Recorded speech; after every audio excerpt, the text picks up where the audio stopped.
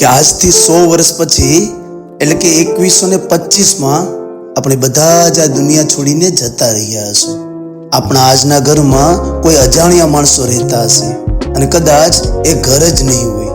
એ ઘર કે જેને બનાવવા આપણે આખી જિંદગીના ઘણા વર્ષો લગાવી દીધા હતા, એ બધું જ જે આજે આપણું છે એ બીજાનું થઈ ગયું હશે. જે ચીજ વસ્તુ સાથે આપણી લાગણી છે એ કદાચ વિખાઈ ગઈ હશે, ફેંકાઈ ગઈ હશે અને કદાચ એ નષ્ટ થઈ ગઈ હશે.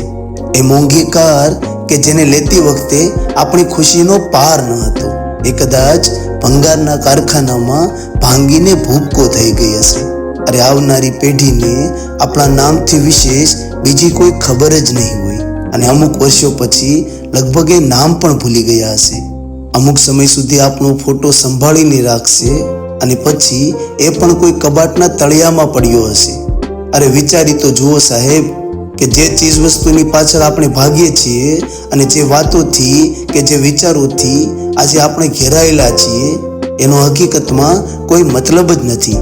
અને એટલે જ કે જે વસ્તુ કે વાત આજથી 5 વર્ષ પછી તમને ખુશ રાખશે કે દુખી કરશે એવી હોય તો એ વસ્તુ કે વાતને અત્યારે જ છોડી દો અને એ કરો જે અત્યારે તમારા માટે જરૂરી છે અને જેનાથી તમને આનંદ મળે છે.